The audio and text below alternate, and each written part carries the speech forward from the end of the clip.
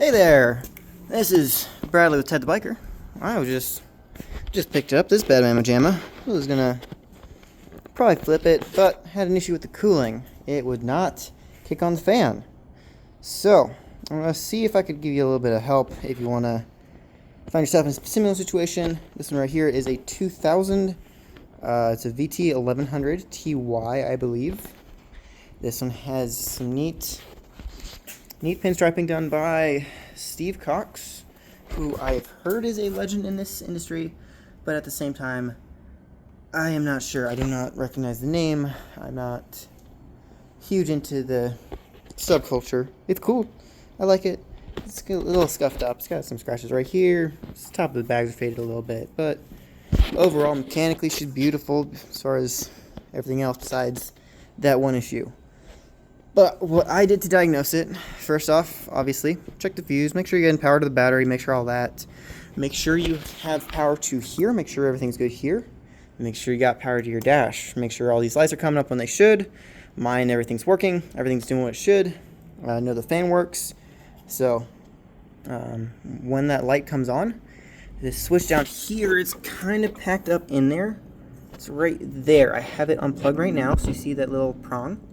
That is the temp switch. That basically, whenever it heats up the temperature, that little switch will kind of flip internally, allowing ground to come through the frame, through the radiator, through that switch, and up to that little wire deal that goes up to the fan. That basically puts the fan into the circuit and allows it to run. The guy I bought it off of, kind of a backyard mechanic-ish, so he did a little bit of troubleshooting. He wasn't really able to find the issue, but what I did to figure that out, before I did anything, I went through all the systems, make sure everything was good elsewhere, and I work at a shop. We have one of these tools. It's all a tangled mess right now, but it's basically just a bypass tool. You hook power up to power on a battery, on a 12-volt battery. Make sure it's a 12-volt battery. Don't really want to fry anything. Ground to ground. You got this little ground wire right here. I just clamped it to one of the, actually I think it was one of these ones. This one's right here. Make sure you clamp it up to there. So now I have power to that, and I have ground. We're going to flip the key on. Got power right there.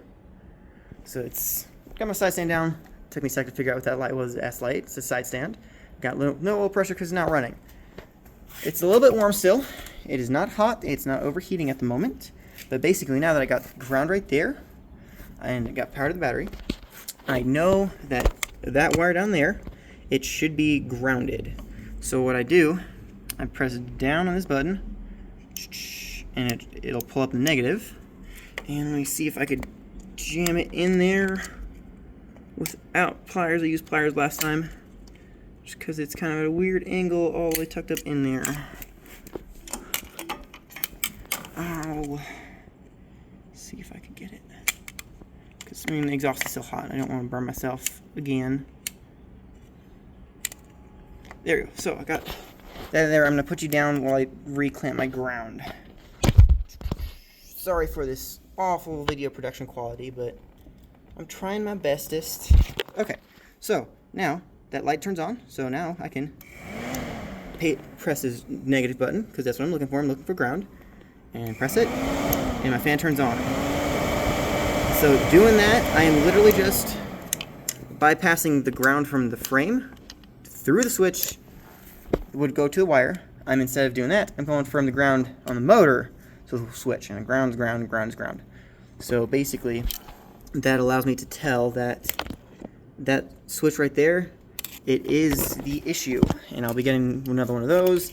It's about a $70 to I think $100 part, depending on where you get it from. I get it a little bit cheaper through a dealership, but there she is. I'll get her all situated, and I'll be flipping her. Pretty bike. If you're interested in her, Beast Mode Equipment, Clovis, New Mexico, 88101. If you want to give us a phone call, we're on Google, we're on all that fun stuff. It's a personal bike, but that's where she'll be. Have yourselves a blessed day, and look forward to meeting one of you.